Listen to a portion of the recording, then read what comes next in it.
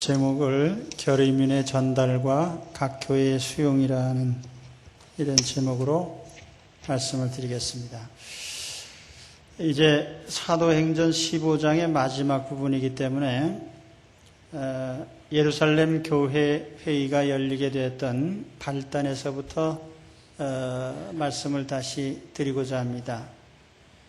본래 이 사안이 발생하게 된 원인은 1절과 또 24절의 말씀에 나타나 있습니다. 어떤 사람들이 예루살렘으로부터 내려와서 사도들의 지시를 받지 않고 제 마음대로 하나님 말씀을 가르쳤는데 그 내용 중에 예수 그리스도를 믿어도 할례를 받아야 구원을 받는다라고 하는 아주 중대한 구원의 교리적인 문제와 또 그 외에도 모세의 법을 지켜라라고 하는 이런 요구를 해왔던 것입니다. 그래서 이 한 교회 안에 유대적인 사람과 이방인들이 서로 이질적인 이런 갈등을 일으키게 된 것이죠. 거기는 본질적인 교리 문제도 있었고 삶의 문제도 있었어요.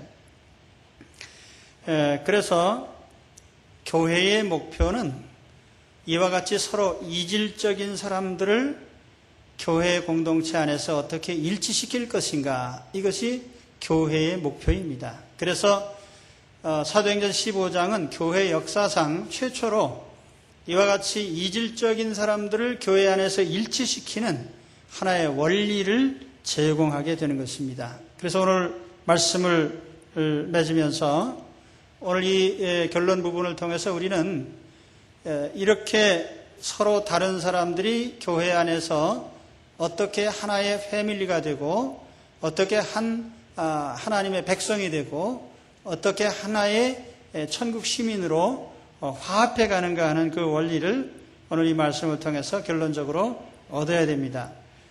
하나님이 본래 의도하신 세계는 화합과 일치의 세계였습니다. 하나님의 창조 세계를 보면은 매우 다양합니다. 이걸 우리가 다양성이라고 하는데, 다양성과 동시에 또 하나의 특징은 다양성 속에서 일치입니다. 하모니, 서로 조화가 되고 또 하나가 되는, 이것이 하나님 창조 세계의 아름다운 모습이죠. 이 다양성이라고 하는 것은 서로 다르다는 거죠. 가만히 보면은 어떤 식물은 식물의 공통점이 있고 동물은 동물의 공통점이 있습니다만은 또 같은 식물 안에서도 보면은 거기 분류별로 다 다릅니다. 종별로 다르고 같은 종이라 해도 개체별로 달라요. 같은 개체 안에서도 또 다릅니다. 한 나무에 붙어있던 나뭇잎이라고 해서 다 똑같지 않습니다. 다 다르죠.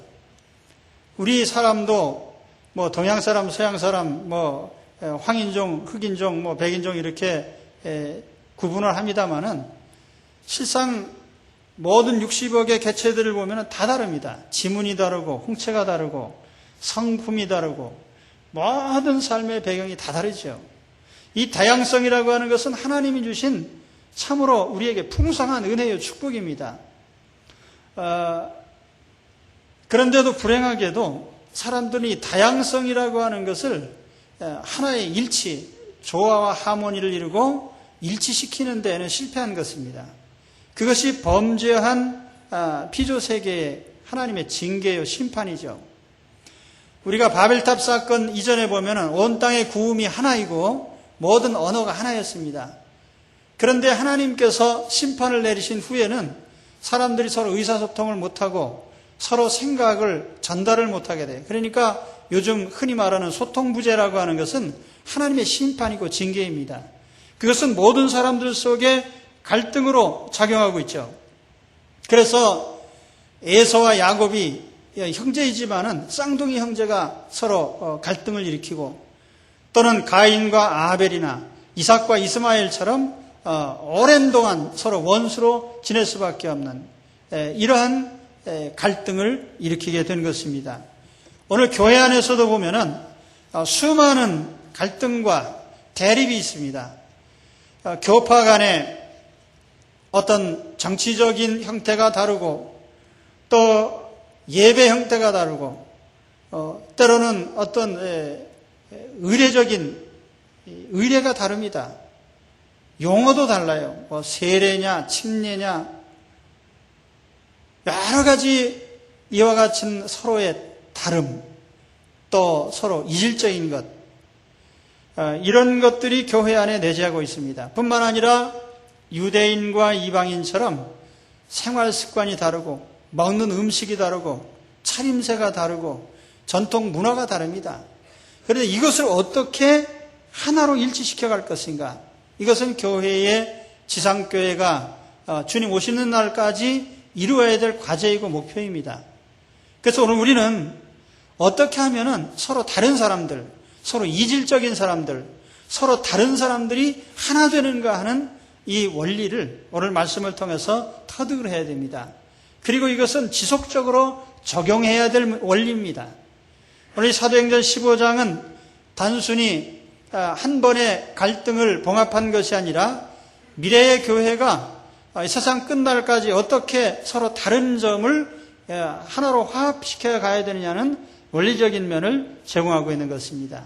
저는 그래서 오늘 말씀을 통해서 세 가지의 원칙들을 말씀을 드리려고 합니다. 첫째로는 예수 그리스도를 구주로 믿는 믿음이죠. 구원받은 성도들이 하나의 공동체가 된 것이 교회입니다. 그렇기 때문에 교회가 하나 되는 가장 본질적인 원리는 하나뿐이에요. 예수 그리스도를 구주로 믿는 것 외에 어떤 다른 일치의 수단이 없습니다. 오늘 우리는 예수 그리스도가 우리 구주심을 믿고 고백하고 그래서 예수님을 구주로 영접했기 때문에 한 가족이 된 사람들입니다.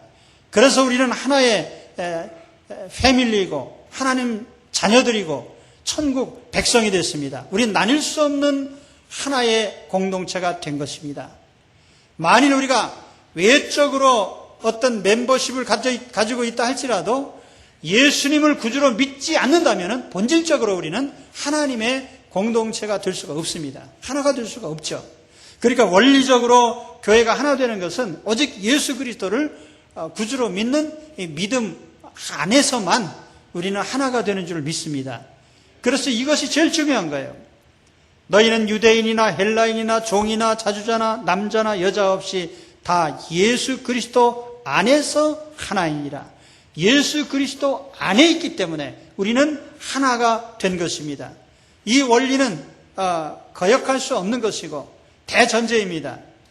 에베소 1장 10절에 하늘에 있는 것이나 땅에 있는 것이 다 그리스도 안에서 통일되게 하려 하심이라. 이 통일되게 하려 하심이라라고 하는 것. 또 에베소 4장 4절로 6절에도 몸이 하나이요 성령이 하나이니 이와 같이 너희가 부르심의 한 소망 안에서 부르심을 입었느니라.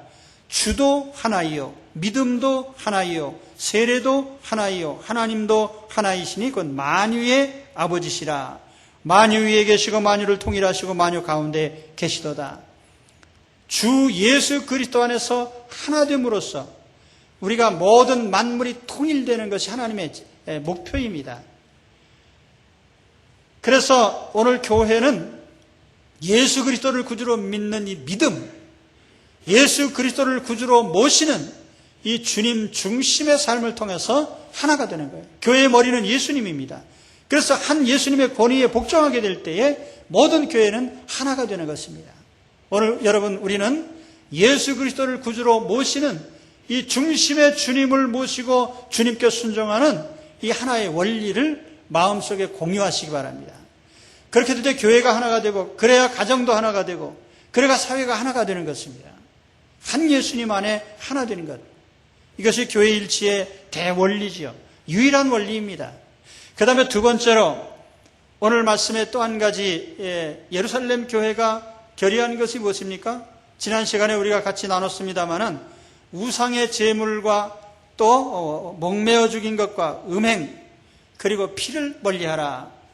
이 네 가지 잠정적인 규칙을 제안을 하면서 그러나 이것은 어떤 구원받기 위한 계명도 아니고 이것은 어떤 삶의 영원한 원리도 아닙니다. 천국 가면은 무슨 고기를 먹고 먹매 죽인 걸 먹고 피를 먹고 하는 일이 없기 때문에 이건 지상적인 것이고 과도적인 것입니다.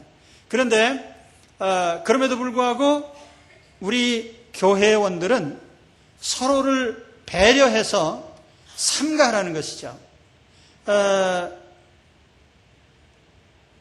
오늘 말씀에도 이 편지를 쓰면서 28절, 29절이 그 편지 본문의 핵심적인 내용인데, 성령과 우리는 이 요긴한 것들 외에 아무 짐도 너에게 지우지 아니하는 것이 가한 줄 알았노니, 이 요긴한 것들이라고 하는 이 표현 속에는 아마 여기 예수 그리스도를 구주로 믿는 이 대전제가 들어있고, 또 거기에 따라서 우상제물이나 피와 목매어 죽인 것 음행을 규제하라고 하는 이러한 원리들이 포함된 것입니다.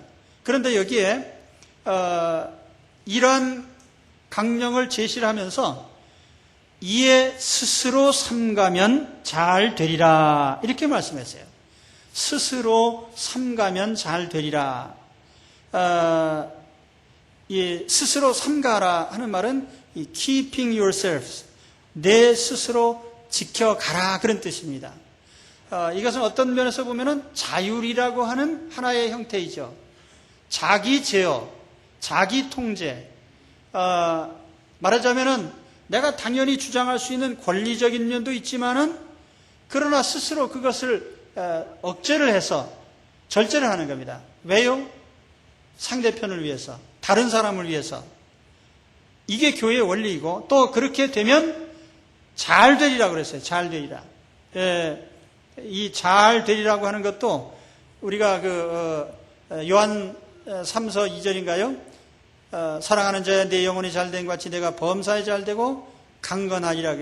범사에 잘되고라고 하는 그 표현과 맥락이 같습니다. 그리스도인들은 자기 제어를 잘하면은 모든 일이 잘 풀릴 것이다. 이게 우리가 교회가 공동체가 일치되는 또 하나의 중요한 원리란 말이에요. 자기 제어를 잘해야 돼요. 사도 바울은 이런 말을 했습니다. 모든 것이 가하나 모든 것이 유익한 것이 아니요 모든 것이 가하나 모든 것이 덕을 세우는 것이 아니니 누구든지 자기의 유익을 구하지 말고 남의 유익을 구하라. 아멘. 모든 것이 가하죠. 그리스도 안에 자유하니까. 그리고 내가 적어도 내 권리는 내가 주장할 권한이 있습니다. 그러나 권리를 주장한다고 해서 모든 것이 잘 되는 건 아니에요. 공동체 안에서는 때때로 권리를 주장하지 않고 자기를 통제하는 것이 더 유익할 때가 많습니다. 저는 이 쌍용차 사태를 보면서도 그런 생각을 해요. 스스로 자기 제어를 좀 더 했더라면 이렇게 안 됐을 텐데 왜 갈 때까지 가느냐 이거죠. 좀 더 상대편을 생각하고 자기를 통제했더라면, 그렇죠? 오늘 교회 안에서 일어나는 교회 분쟁의 모든 것이 다 그래요. 상대편을 생각해서 나를 좀 억제했더라면 일어나지 않을 일들이 수없이 일어나는 겁니다. 말 한마디 참았으면 일어나지 않을 일. 또 때로는 내가 내 권리를 주장하지 않았더라면 일어나지 않을 일들이 교회 안에서 무수히 일어나는 거예요. 부부 사이에도 그렇죠. 남편은 남편의 권리가 있고 아내는 아내의 권리가 있습니다. 헌법에 보장됐다고 해서 다 주장하라는 말은 아니에요. 바울은 고린도서에서 말하기를 내가 사례비 받을 권리가 있다. 그러나 내가 때로는 받지 않았다. 그것이 더 유익하니까요.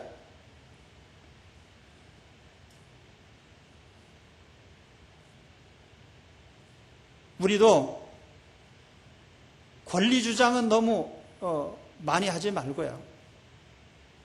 다른 사람들을 생각해서 자기 제어를 좀 하시기 바랍니다. 우리 한국 사람들이 머리가 좋습니다. 그래서 공부 잘해요. 미국에 가도 한국 사람들 뛰어나게 공부 잘합니다.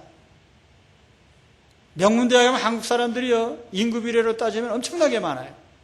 그런데 아주 사회의 지도층으로 올라갈수록 비율이 급격하게 줄어들어요. 왜 그렇습니까?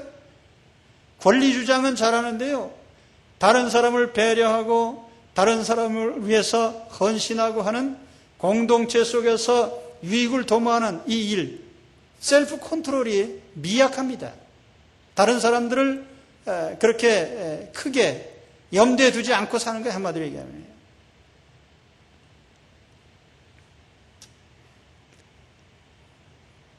어떻게 보면은 우리는 참 그런 면에서 우리 자신을 다시 돌이켜 봐야 됩니다. 여러분 보세요.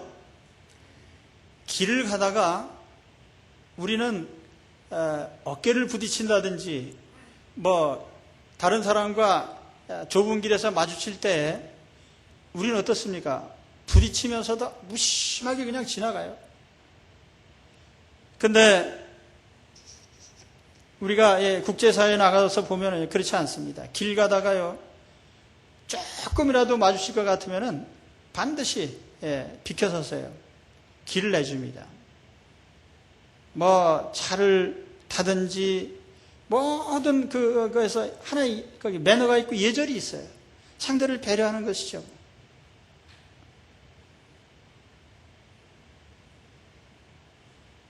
도둑질이나 사기치고 나쁜 짓 하는 거는요, 과외 공부 안 해도 다 잘해요. 잠깐 참 이상해. 가르쳐주지 않아도요, 거짓말 잘합니다. 온 세상이 다 그렇게 돌아가기 때문에 권리 주장하는 거, 이 권리 주장도 특별히 권리 주장하라고 가르치지 않아도요, 자기 권리 주장하는 거 어려서부터 잘해요. 그 몸에 배 있어요. 그러나 다른 사람을 위하는 것은, 자기 제어를 하는 것은 훈련하고 연습하지 않으면 안 돼요. 어려서부터 그렇게 해야 돼요. 제가 어느 마트에 가서 잠깐 보니까 중학생 정도 되는 아이들이 그 매장 안에서 물건을 가지고 장난질을 치고 있어요. 손님들 오락가락하는 거기에서요.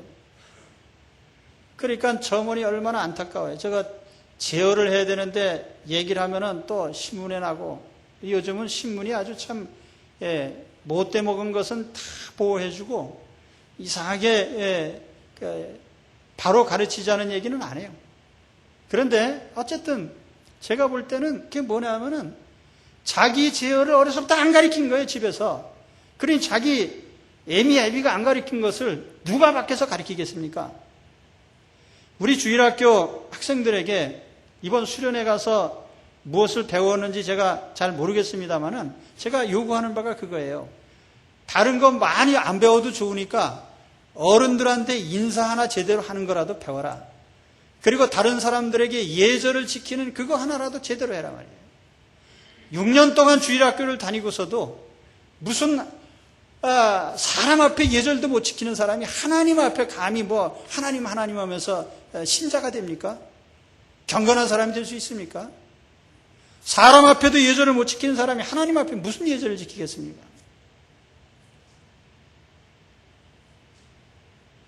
자기 절제와 통제라고 하는 것은 대단히 중요한 것입니다. 그러므로 무엇이든지 남에게 대접을 받고자 하는 대로 너희도 남을 대접하라. 이것이 율법이요 선지자니라. 예수님께서 구약의 율법을 요약하면서 이와 같이 말씀을 하셨어요. 다른 사람을 대접하는, 그러니까 교회가 어떤 이러한 삶의 규칙을 정하고 초대교회 안에 공포를 하면서, 야, 유대인들은 이런 점을 참아라, 이방인들은 이러이러한 것을 참아라, 그래서 너희는 서로가 하나가 되어야 된다 라고 하는 삶의 규칙들을 제공을 할 때, 이것은 셀프 컨트롤의 하나의 원리들인 것입니다. 자기 제어의 원리들이에요. 내 자신을 통제하면 화합하지 못할 일이 뭐가 있겠냐. 원리적으로 같은 예수를 믿어요. 그러니까 하나 될 원리는 제공되어 있습니다. 나머지는 뭐냐 하면은 서로가 자기를 제어하면 된다는 말이에요.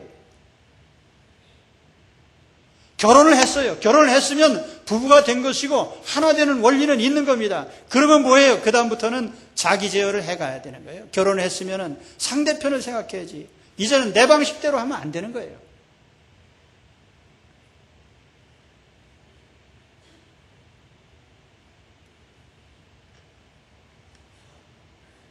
그 다음에 세 번째 사안은요, 진리를 전달함에 있어서도 신중을 기하는 것입니다. 이 예루살렘 회의의 마지막 결의 사안은 뭐냐면은 이걸 어떤 방법으로 전달하느냐 하는 문제를 가지고 논의를 했어요. 그래서 23절 오늘 말씀에 22절에 보면은 사도와 장로와 온 교회가 그 중에서 사람들을 택하여 바울과 바나바와 함께 안디옥으로 보내기를 결정하니 곧 형제 중에 인도자인 바사바라 하는 유다와 실라더라. 여기 3중에 신중한 그런 전달을 하고 있는데, 첫째는 편지를 썼어요.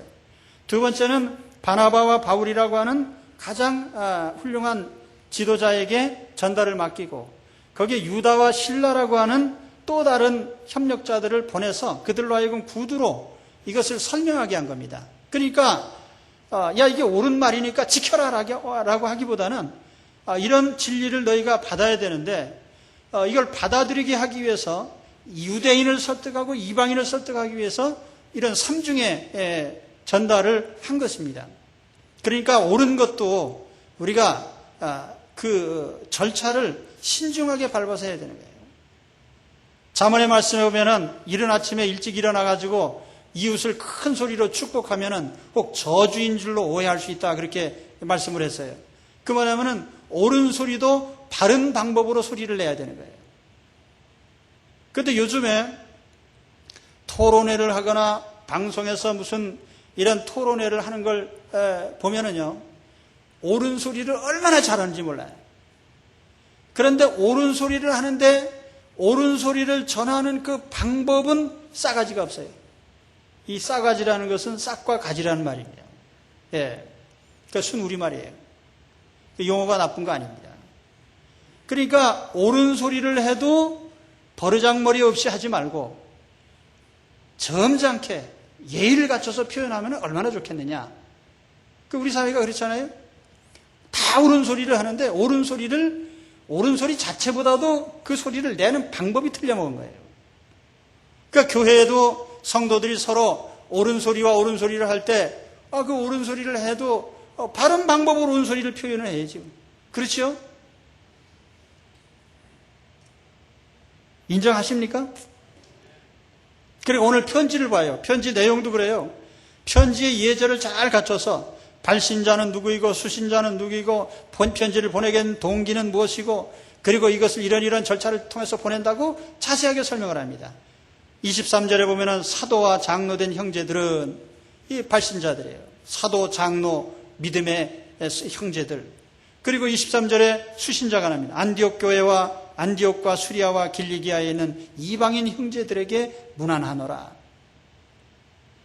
그리고 그 다음 절에 가서 보면은 1절에 있었던 것처럼 이러한 사유로 인해서 우리가 이 결의를 하고 편지를 너희들에게 보낸다 라고 이 문안과 예의를 다 갖춰서 편지를 보낸 것입니다. 그리고 신뢰할 만한 사람들을 보냈어요. 여기 유다와 실라가 나옵니다만 이것도요, 교묘하게 참 섬세하다는 걸 느낄 수 있어요. 유다는 유대인입니다. 실라는 로마 사람이에요. 실루아노. 그래서 유대인을 배려해서 유대인으로 설명케 하고 이방인을 배려해서 또 이방인으로 설명을 하게 하고, 그래서 그들이 합심하여 하나님의 진리를 설득을 한 것입니다.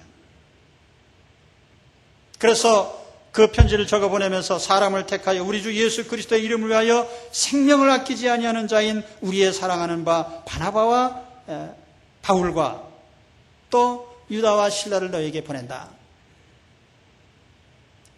정중하게 예의를 갖춰서 사람을 보내고 편지를 보냅니다.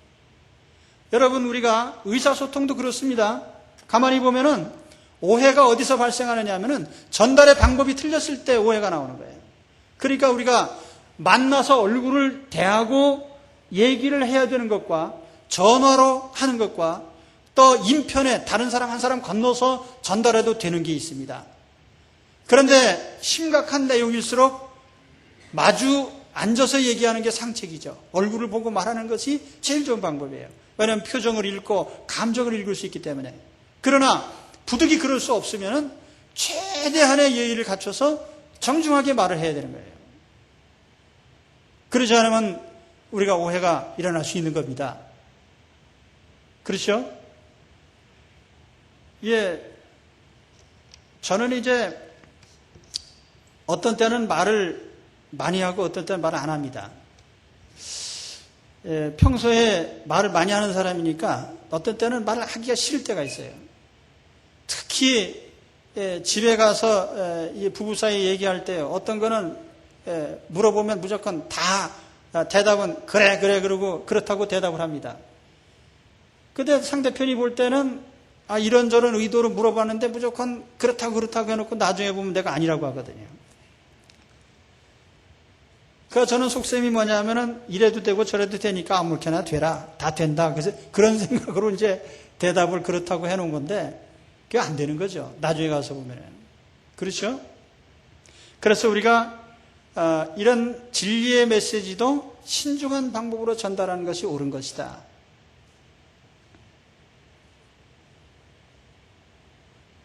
당신 믿지 않으면 지옥 가라고 이렇게 전도할 수도 있겠죠. 예, 때로는 그게 필요할 수도 있습니다. 그러나 통상 그렇게 전하는 것이 옳은 것인가? 우리가 가진 복음의 진리를 아주 무게 있게 예의를 갖춰서 잘 전할 수는 없습니까? 아무튼 우리는 바른 내용을 전달함에도 있어서 신중하게 전달을 해야 된다. 이것이 이제 예루살렘 교회가 가르쳐준 우리들에게 모범입니다. 그래서 세 가지 원리를 말씀드렸어요. 예수 그리스도를 구주로 믿는 믿음 안에 하나 된다. 또 우리가 서로를 위해서 자기 절제를 하고 자기 제어를 해야 된다고 하는 이 원리. 그리고 우리가 옳은 것을 전달을 해도 최대한 신중하게 예의를 갖춰서 전달을 해라는 것입니다. 이게 이제 예루살렘 교회가 보여주는 모범이죠. 그럼 이제 마지막으로 말씀드릴 것은 이와 같은 편지를 받은 안디옥 교인들의 반응입니다. 31절에 보면은 저희가 작별하고 안디옥에 내려가 무리를 모은 후에 편지를 전하니 읽고 그 위로한 말을 기뻐하더라. 아주 기쁨으로 받아들였습니다. 근데 결과적으로 보면은 아무리 원리적인 것을 얘기를 해주고 예의를 갖춰서 신중하게 얘기를 해줘도 받는 사람이 노하면 끝나는 거예요. 이거는 제일 중요한 것은 그 대상자들이 권면을 받아들이는 겁니다. 수용적인 자세죠. 그런데 여기에 있어서 제일 중요한 것은 하나님의 권위에 복종하는 겁니다. 하나님의 권위에 복종. 말하자면 예루살렘 교회가 사도들과 장로들과 교인들이 모여서 결의를 했다고 하면은 마태복음 18장에 있는 것처럼 이것은 하나님께서 교회에 부여한 권위로서 결정한 것이기 때문에 이것을 신적인 권위를 가지고 받아들여야 되는 겁니다. 그래서 28절에 여기 편지를 쓰면서 그랬잖아요. 성령과 우리는 하나님의 성령께서 이 일을 주관하셔서 결과적으로는 나타난 결론이기 때문에 이것은 사람들이 결정을 했지만은 교회의 권위로 결정한 것이고 이것은 받아들여야 될 하나님의 권위라는 겁니다. 하나님의 권위에 복종할 줄 아는 것이 하나님 자녀의 최고의 미덕인 줄로 믿습니다. 하나님의 권위에 복종하는 에덴 동산에서 하나님이 요구하신 건 딱 한 가지밖에 없습니다. 하나님에게 복종하라는 것입니다. 하나님이 먹지 말라고 했으면 안 먹으면 되는 거예요. 하나님의 권위에 복종하는 것이죠. 그걸 따먹은 것은 열매를 먹은 도적질죄가 아니고 하나님의 권위에 도전한 죄이죠. 다윗은 사무엘 선지자가 다윗을 불러서 너는 장차 이스라엘의 왕이 되리라 기름을 부었어요. 그러면 혈기왕성한 이 다윗에게 야 이제는 내가 이스라엘의 왕이다 라고 하는 자부심이 있었을 겁니다. 그러나 그는 사울 왕의 신하였어요. 그래서 사울 왕이 이 다윗을 시기하고 죽이려고 무수예를 쳤습니다. 어떤 때는 악기를 연주하는 다윗을 향해 창을 던지고 칼을 던지고 자객을 보내고 군대를 풀어서 잡아 죽이려고 무수히 애를 썼어요. 그런데 이 다윗은 한 번도 자기 손으로 사울을 죽이겠다는 생각을 하지 않았어요. 오히려 자기에게 그런 기회가 왔을 때 자기 부하에게 타일렀습니다. 하나님께서 기름 부은 사람을 손을 대면 안 된다. 단지 하나님이 임명장을 주셨다는 그 한 가지 때문에 다윗은 절대로 사울의 머리털 하나에도 손을 대려고 하지 않은 것입니다. 이건 뭐예요? 하나님의 절대 권위를 존중하는 것이죠. 그래서 다윗은 나중에 보면은 사울을 죽인 그 사람이 와서 보고를 할 때에 그 사울을 죽인 사람을 당장에 목을 쳐서 죽이면서 네가 감히 하나님이 임명한 자를 네 손으로 죽였느냐 하면서 그를 죽이는 장면이 나옵니다. 이 하나님 권위에 대한 존중이죠. 아론과 미리암은 모세의 형님이고 누나예요. 자기 동생 모세가 재혼을 했는데 아프리카 사람 구스 여자하고 재혼을 했어요. 그래서 비난을 했더니 하나님께서 기분이 나쁘셨어요. 모세는 내가 임명하고 내가 매일 대화하는 사람인데 감히 너희가 모세를 비방할 수 있느냐? 모세를 비방한 것은 나를 비방한 것이다. 마치 부모의 얼굴에 침을 뱉은 것과 같다. 그렇게 하나님이 말씀하시고 미리암에게 문둥병이 바라게 하신 겁니다. 바울은 교훈을 합니다. 각 사람은 위에 있는 권세들에게 굴복하라. 권세는 하나님께로 나지 않음이 없나니 모든 권세는 다 하나님의 정하신 바라. 요즘 자유주의자들은 이 말씀을 가리켜서 바울은 노예 신봉자다라고 하면서 바울에 대해서 비판하는 사람들이 있어요.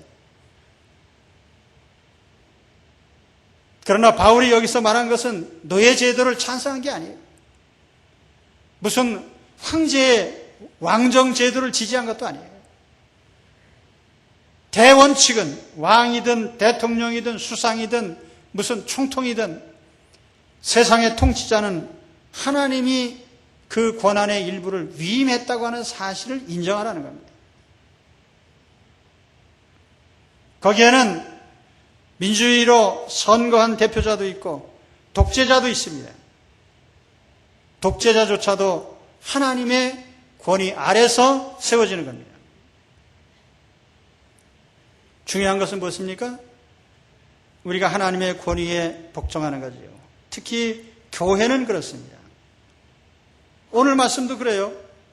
따지기로 한다면 얼마든지 따질 수 있어요. 유대인의 입장에서 보면 우리가 좀 더 경건하게 살겠다는데 왜 이걸 가지고 또 참견이냐. 또 이방인들 입장에서 볼 때에는 이방인 입장에서 우리도 자유분방하게 살려고 하는데 뭐 이것저것 하지 말라고 하느냐. 복음 안에서 자유롭지 않으냐. 나름대로 따질 수 있지만은 그러나 하나님의 교회가 결의한 것이기 때문에 순종하고 복종을 한 것입니다.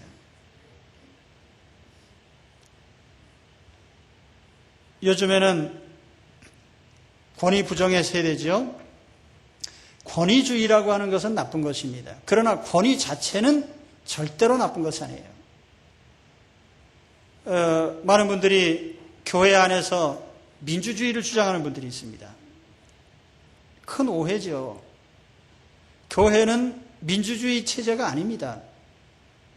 여러분 창세 때부터 한번 보세요. 교회 안에 무슨 민주주의가 있나요?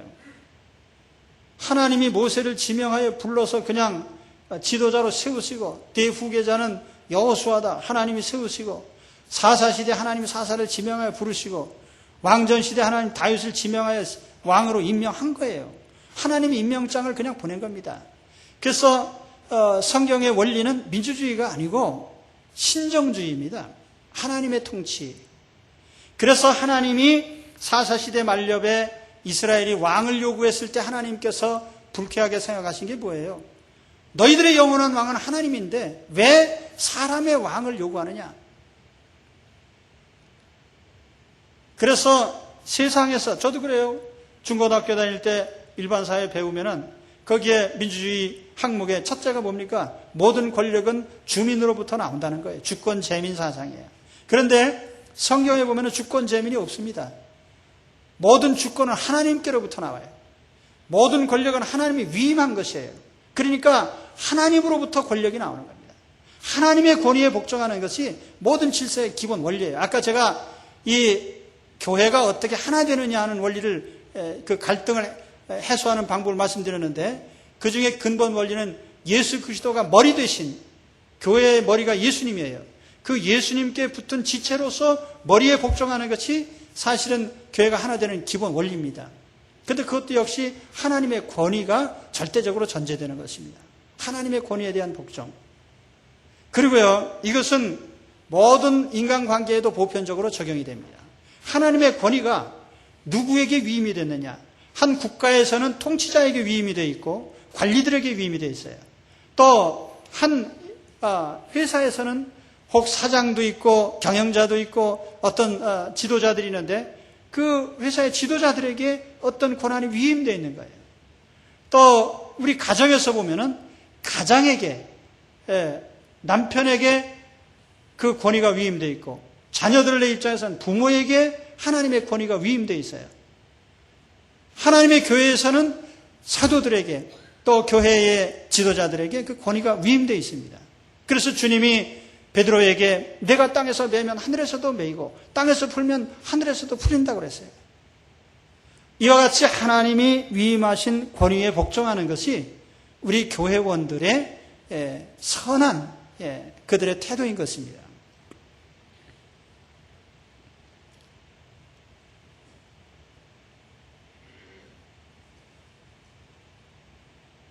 자, 그러면 말씀을 정리하겠습니다. 예루살렘 교회의 유대인들로 말미암아 일부 유대인들이 할례를 주장하면서 율법을 지킬 것을 강요했을 때에 교회 내에 심각한 분열이 일어날 처지에 있었어요. 그때 사도와 교회들이 모여서 예수 그리스도만 믿으면 된다. 여기에는 다른 어떤 것도 추가할 필요가 없다고 하는 대원칙을 선명을 했습니다. 그리고 그러나 교회가 하나 되기 위해서는 서로가 자제할 필요가 있다. 셀프 컨트롤, 자기 통제를 필요로 한다. 그것은 어떤 계명이라기보다는 공동체가 화합하기 위한 하나의 방법이에요.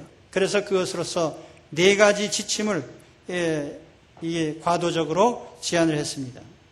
그리고 마지막으로는 이와 같은 것을 가장 신중한 방법을 통해서 당사자들에게 전달을 했습니다. 그리고 교회는 이것을 하나님의 권위로 인정을 하고 결정된 사안을 받아들였어요. 그럼으로써 교회가 하나가 됐습니다. 오늘 여러분, 우리도 하나님의 정하신 이 원리대로 하나됨을 이루어가시기를 바랍니다. 이것은 교회가 하나 되는 원리이기도 하고 가족이 하나 되는 원리이기도 하고 또는 어떤 사회 구성원이 하나가 되는 원리이기도 합니다. 그래서 하나님의 권위 아래서 다 하나가 되는 거예요. 권위가 부정된 사회는 절대로 하나 되지 못합니다. 좀 아이러니컬한 얘기인데 북한 사회는 어떤 면에서는 일사불란하고 대한민국은 4분오열 분열된 이런 형태의 모습을 보여주는데요.